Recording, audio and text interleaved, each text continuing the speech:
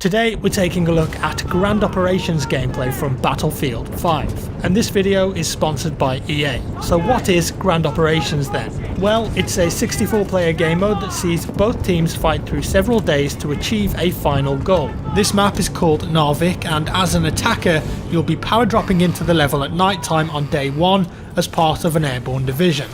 You can choose when to jump out of the plane too, leave it too late and you could end up getting killed by anti-air fire from the defenders who will attempt to stop you at all costs. Now when you're on the ground as an attacker, your first objective is to destroy a possible total of 4 artillery cannons. To do this you'll have to collect explosives that are dotted around the map and arm them on the cannons. Sounds easy, right? Well, I don't think so. You'll be up against defenders who can build fortifications such as sandbags and machine gun nests to stop you in your tracks. And remember, if you plant one of the explosives it can be defused by the defenders too. So once it's armed, stick around or your detonation celebration may be short-lived. Don't forget though, you're in a squad and team play is incredibly important in Battlefield 5. And no matter what class you are, you can revive any teammate in your squad if they go down. You can even ask for help if you need it. A squad revive won't put you back on full health though like a medic revive will. Medic revives are much faster too. Let's take a look. And don't forget you can drop health and ammo for your teammates too. And if you're running low you can always pick some up at a supply station. Now the more cannons you destroy on day 1 will have an impact on day 2. So get to work. And you can use planes and tanks, of course you can, and other vehicles to help aid your advance. Attack vehicles in this game though have limited ammo now too, and you'll need to resupply if you run out. And don't forget about squad call-ins too, like the Churchill Crocodile tank with its flamethrower turret, or of course the devastating blast of a V1 rocket.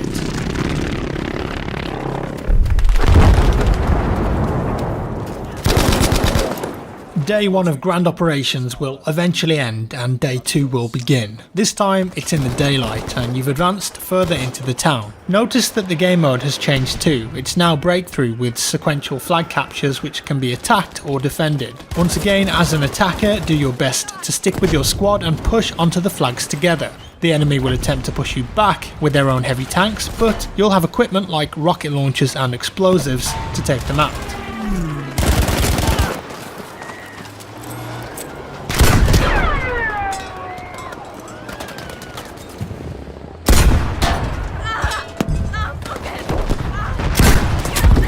Sniping in BF5 can be very effective, however locating targets is more difficult now that 3D spotting has been heavily toned down and is very rare to see.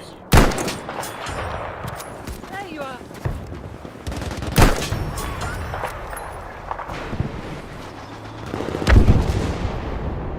That's a land creeper! Tank coming! You can contextually ping a location on the level though to inform your squad mates of your intention or of a specific threat.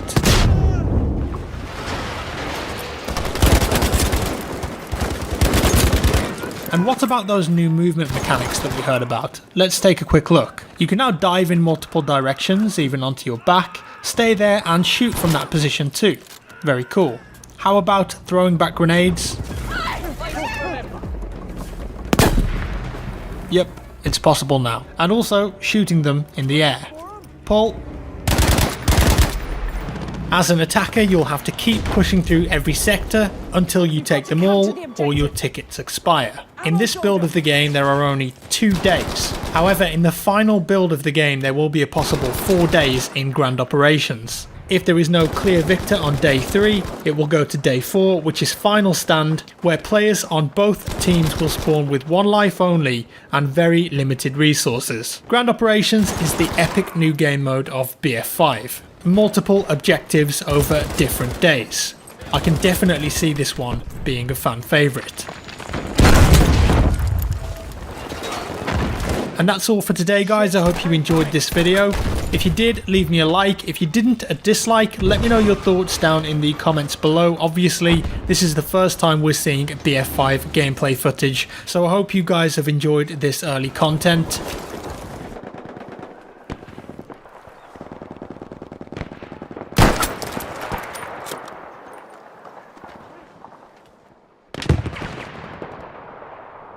Subscribe if you want to see more and I'll see you in the next one.